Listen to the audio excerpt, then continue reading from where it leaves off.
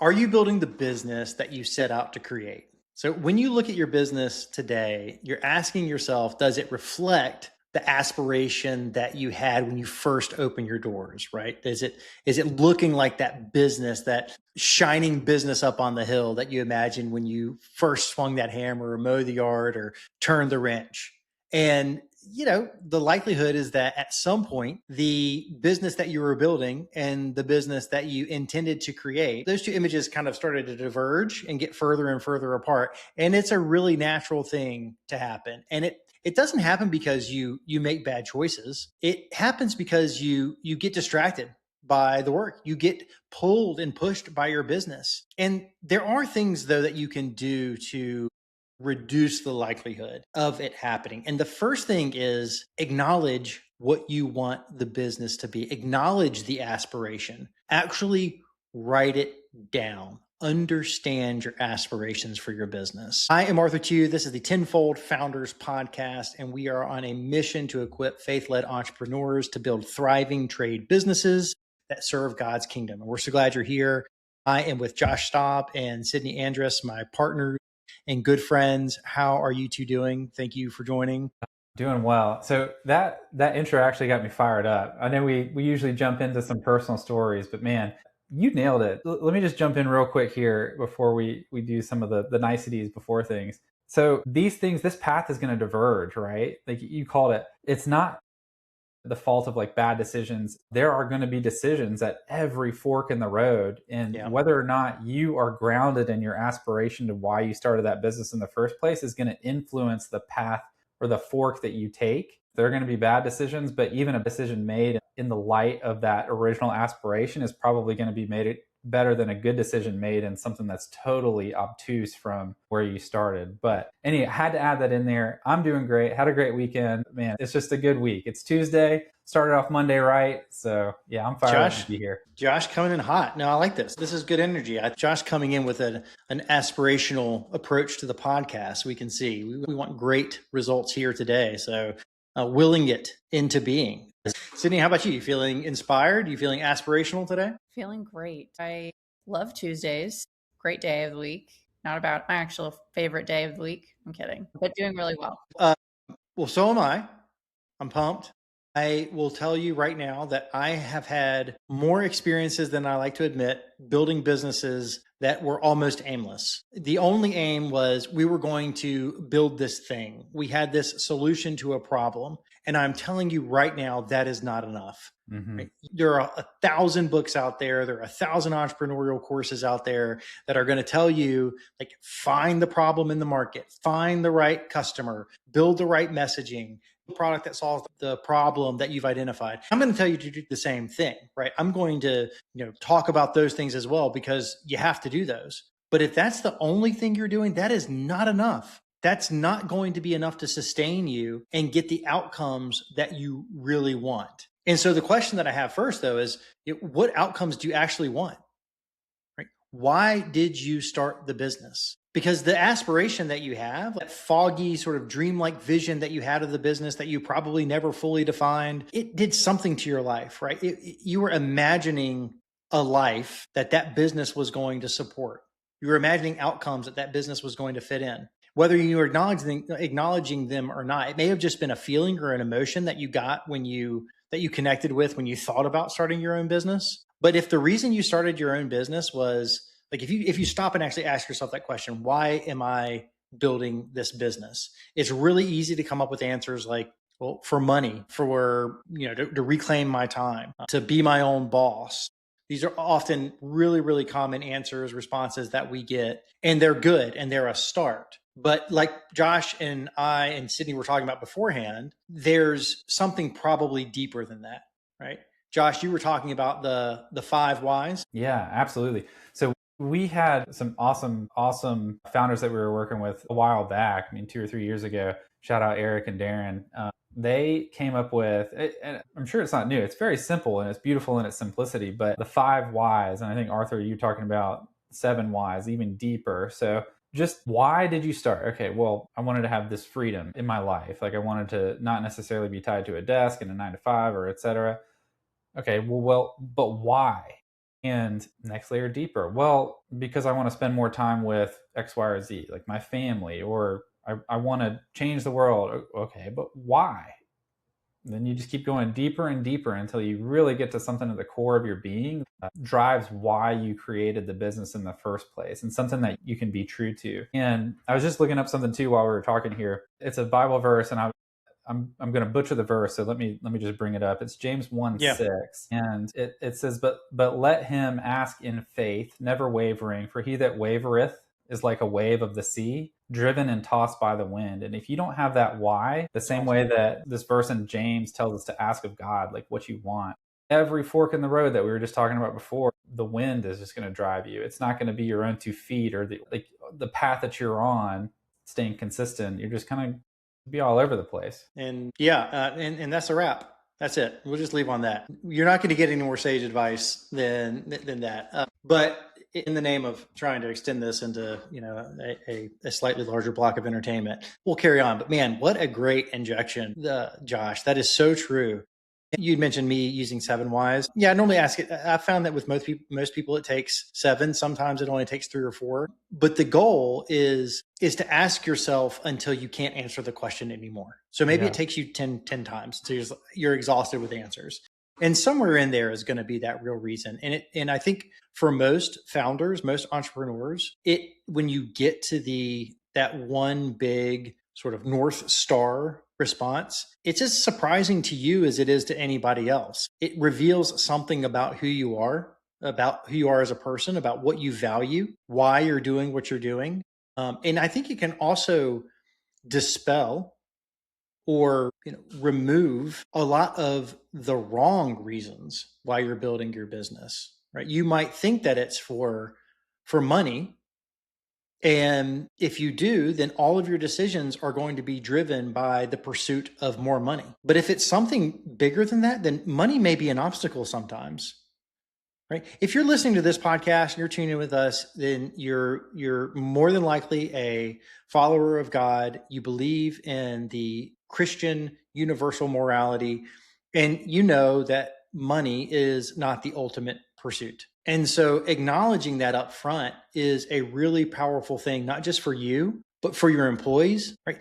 When we talk about the why, when we talk about the aspiration that you have and the reason that you're building your business, it's not just useful for you, it's useful to everybody in your business. Your entire culture is built around this first true principle, the why. Everything else is downstream from that. So it's critical. Answer the question. Yeah, and this question too.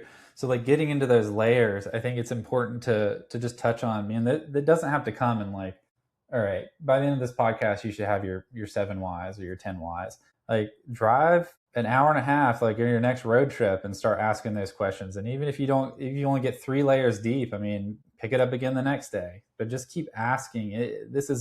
It's more of a process, and the foundation that this lays is so bigger than an exercise on a sheet of paper. These are the decisions that you ask yourself, or the questions that you ask yourself, that are going to drive the decisions that change your business trajectory and ultimately the life and the lives of those around you. So out of curiosity, do you agree or disagree with this statement? This exercise is an exercise that you do one time, or it's an exercise that you do on a period basis? And we'll answer that first. So choice A or choice B? Choice B. I think it's a period basis is absolutely. You need to revisit, right the ship. Okay, so if that's the case, do you ever get to a concrete answer that you really stick with?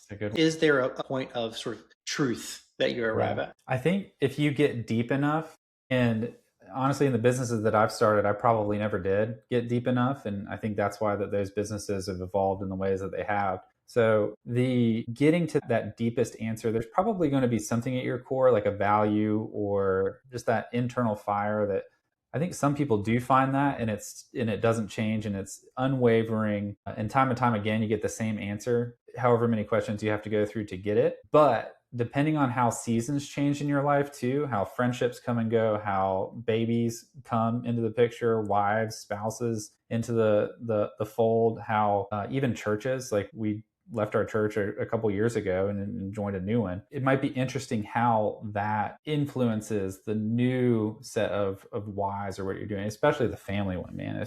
Yeah, that's going to drive a lot. I'm of the opinion that, we are, the ultimate why is to serve God's will. Right. And so you can almost do this in reverse order and work back from that. But we ultimately want to serve God's will. But what that looks like is really what we're trying to get to. How do we do that? And I think that as you start to really hone in on what the why is, you begin to build out essentially the mission of the business. You can start to define that mission. And again, it's not that they're exactly the same thing. It's not perfect parity, but you can start to create that mission statement. And you do want that to be as durable as you possibly can. So it's not that you stop asking yourself the question, but you do it more as a gut check, right? You do it because you might be wrong. It might change. So asking yourself the question, going through the exercise every once in a while is a really healthy thing to do. Although I think the intention, you should be driving for something that's durable. You should be driving for something that's concrete.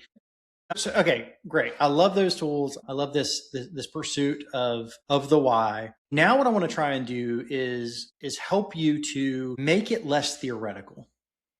Right. So what is the actual manifestation of the aspirational business? Remember, at the end of the day, it's really about aspiring to get somewhere as an individual. The business, like, what are you trying to ultimately achieve, and is the business serving that thing? That's what that why is, right? Okay, well, the thing to do next is put shape to it. And one of the ways I like to do that is by defining that perfect day. What does the ideal day look like for you when you're serving your aspiration and your business is aligned with it? So, Sydney, take us through the ideal day for you when you look out into the future. Yeah.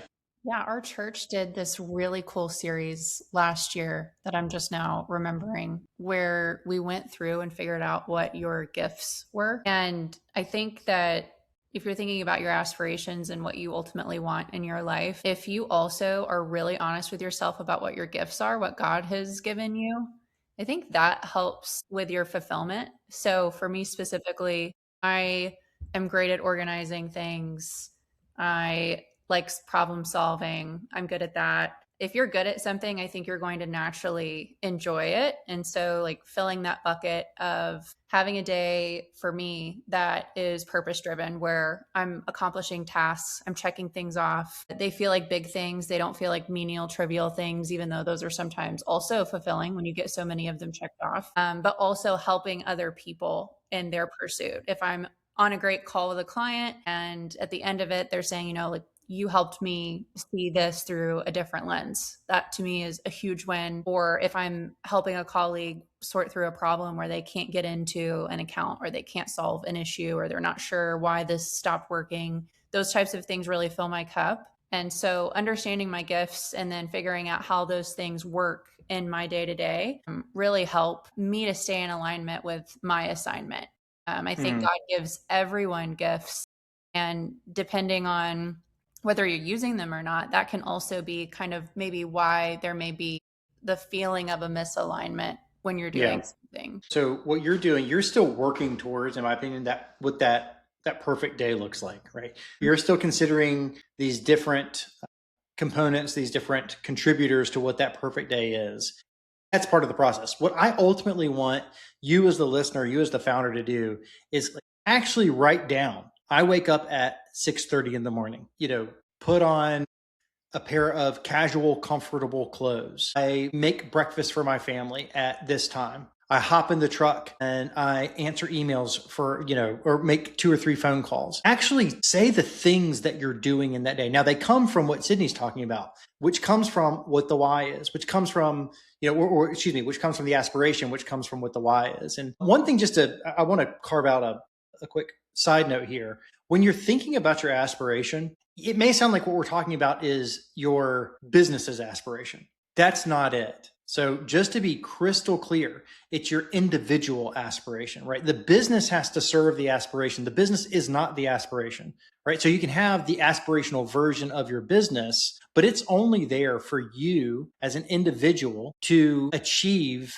your personal aspiration, like what you're trying to do as a unique person. Yeah, that's a great distinction. So looking at it through that lens, then you start to see like, okay, well, why do I want to wear these comfortable clothes? Well, because I want to be able to be active with my family, or so. Like, I don't want to just be tied to the desk. I want to be doing these awesome things outside of work. So that helps round it out for me. Another thing too, with looking at it as far as like, hey, what is fulfilling? Like Sydney, I think you're hitting on these things too. Like helping people absolutely is fulfilling. Like I'm probably a little bit more selfish, and I start to think about myself first, but I like to learn in the mornings, be able to figure out something new that's going to accelerate my path or the business or something with my family. So learning, I also like to be able to implement something. So implement something that either I've learned or implement something new that is going to continue to grow and continue a trajectory of growth for any of those aspects of my life, not necessarily business, but family again, friends and relationships. Shout out episode 2, relationships. Yeah. Good job. Then wait till we have 400 episodes, then do that. Yeah. Shout out number 217. I'll be really impressed. So the third, I think, that's when I get to like helping people. So I love jumping on a call and being able to use knowledge, especially that I already have. Man, that's the best feeling in the world. Just, you don't even have to work for it. It's like you just pick the fruit that you've been growing for the past 3 or 4 years and hand that to somebody else and say, hey, try this. Yeah. This is going to help you in your journey. Yeah. So let's benchmark. So you're going through this process, you're defining your personal aspiration, right? Where you want to, and this is not a hard, fast framework, by the way, right? This is just kind of based off of what we're talking about here. Your aspiration, what you're trying to achieve as an individual, which should be lead to the why, right? Go through the why question. Why am I doing this? Why am I here? Then you're going to start moving into the building of your perfect day, which I like the intermediary step of saying, okay, what are the things that I feel like are meaningful to me, right? So what are maybe the 5 aspects of your life? And this is what Sydney is hitting on. Is it my God-given gifts? They're important to me, that I'm making sure that I'm utilizing those. Is it spending time with my family? Is it fitness? Is it making sure that I have a certain amount of time in the Word every single day? Like, do I need to, earn a certain amount of money or spend time? Like, that is a fulfilling thing to me. I mean, for me, that's very fulfilling to me. I love the entrepreneurial lifestyle and generating value. And I measure that value in funds. And then those funds lead to leisure, which is an important part of my life too. You start to build more granular aspects of that perfect day. But then I want you to go one step even deeper and then say, okay, if all of those things are really important to me, what is the actual DNA of the day? What is the makeup of the day down to the timestamp? Listen, like, there's no perfect day that you're going to want. I mean, this is not Groundhog Day where you want to live the same thing every single day. That's not what I'm talking about. What is the mean version, the average version of this day, that if there was, something within a standard deviation of this day that occurred for the rest of my life, it'd be a pretty good life, right? I'd take that tomorrow. That's what we're working towards. So if we shift back to the business for a second, we're asking ourselves, okay, are we building that aspirational business? Are we even close to that? Like, Sydney, how would you stop and judge as a founder or high-level operator whether or not the business is moving in that direction? Whether or not you've even got an idea as to what that direction is? What are some of the things that you would do to benchmark yourself against that?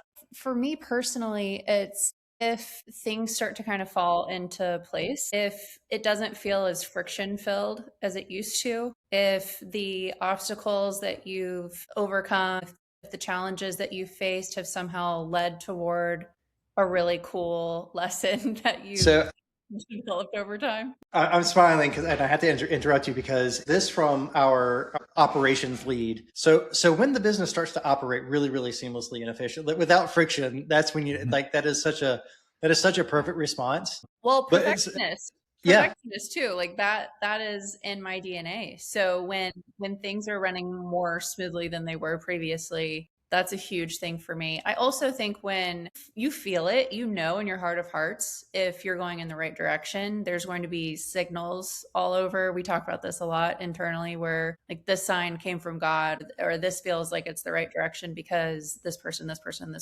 all somehow we ran into each other that day, or, things like that also that feel like more signs or just like spiritual tugs at your heart where you're like, okay, this is right for me Yeah. versus something feels off. And I've been in roles before where things just felt yucky, where I didn't want to wake up. I didn't want to open a laptop or whatever it may be for you, that first step in your morning for work. I think when that you have that feeling, it's easy to compare when you don't have that feeling anymore. Yeah.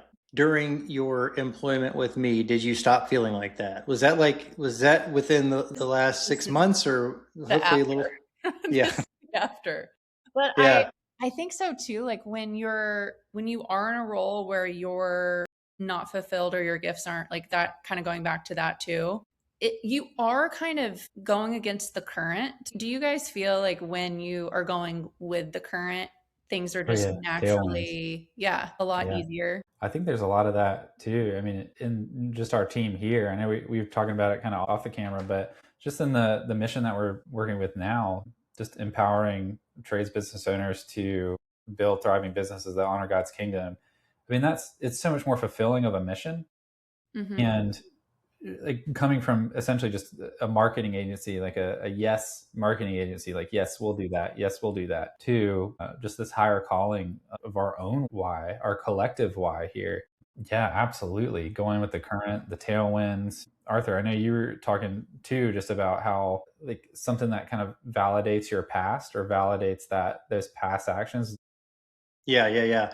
Well, so two things. First, this feeling like you're going in the right direction, this sort of innate sense that like I'm making good choices and that we're going towards the outcomes that God would have us attempt to achieve. There's a great book that I want to recommend. It's by Terry Looper, and it's called Sacred Pace by Terry Looper. It's a great book. I want to recommend it. It's all about getting neutral, allowing God to give you the direction that you need. It's about working on God's time. So when you have these really difficult decisions, instead of trying to lean into yourself, lean into your limited ability to interpret the world to get the perfect decision, it's about saying, no, I'm going to let go.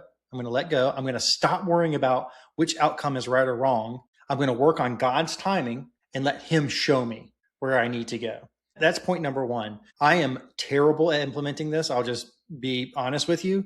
But when I do succeed in that first piece, which is just getting neutral, the rest of it does itself. So again, great book, Sacred Pace, Terry Looper, check it out. What you were talking about, Josh, I think it is also a really powerful indicator of when you're moving in the right direction. When we have big choices, do I start this business? Do I run this business this way? Do I take this job? Do I not take this job? Those questions are typically analyzed through a futuristic lens, right? You're looking into the future and saying, okay, what is the outcome here? What is the outcome there?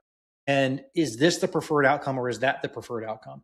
Well, first off, that's completely antithetical to what Terry Looper is teaching with Sacred Pace. We should be looking for God's will and God's intention and letting Him reveal that to us. And again, that requires getting neutral and not worrying about what the future is. But something that you can do is you can look backwards. You can look through the lens of history where God's will has already been executed and ask yourself which path best aligns with where I came from, or which path makes the past make sense. If I'm looking at, taking this job, does it reveal insight and truths about my past that previously didn't make sense, right? Why did I do that? Why did this thing happen? Why was I pushed in this direction? And then all of a sudden you have this choice. And if you take path B instead of path A, all of that makes sense. All of that falls into place and seems linear. So this is another great tool. Again, sometimes it works, sometimes it doesn't, sometimes it's appropriate, sometimes it isn't. Think of it more of a mindset, something that, happens somewhat reflexively after you practice it for a while. You guys have anything like that in your past? Any things that have ever happened to you where it's like, oh, I bet that's why that happened? All the time. Yeah. And I think it's a great lens to think about it too, because we're always thinking about the future. Like, oh man, this is how I want it to be. This is how I would love for it to go. But man, relying on that historic view or that historic look back is such a beautiful way to analyze a decision and just like take a breath and like hear God speaking to you through those past events or through your timeline, because your timeline, whether it's perfect or imperfect, is a product of God's will, like you said, Arthur, like bringing that up. And being able to connect the dots. I mean, sometimes it's foggy. Like, absolutely, Sure. you can kind of think into things that didn't happen, because I think also, like, Satan has your ear too, like, or trying to get your attention. So it's hard to discern what that is, but yeah, absolutely. There's sometimes where it just lines up, and it's beautiful in its chaos Yeah. or seeming chaos, but then it aligns you for that. Okay, well, I'm about to take this or jump off on this venture, and I'm scared, but I'm excited, and I'm nervous, but I'm also confident.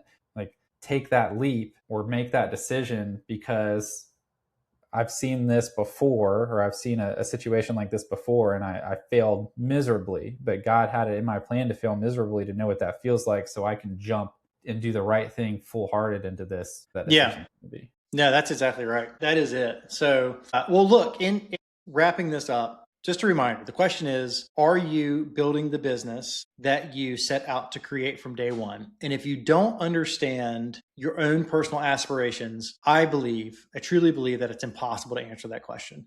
It's not as simple as, like I said, going out and finding a market fit, finding a problem, solving the problem. All of those things have to feed a higher purpose, which is your individual aspiration. The business comes second. It comes after that. And a great way to start understanding whether or not your business is serving it is to figure out what that perfect day looks like, and then start to build the culture, the processes, the team around a business that will feed into that day, that will give you the ability to that day as many times as you possibly can between now and when you wrap up your stewardship of the business. So let me just go ahead and close this out in prayer. Thank you all for joining us. If you like this conversation and you want to have more of these conversations, well, of course, keep listening to the podcast. Otherwise, come and join us at tenfoldfounders.com. Actually be part of the conversation. Come and talk directly with us. This is a live community where we're answering questions. We're talking to individuals who are struggling with the same problems, who are dealing with the wins and trials and tribulations.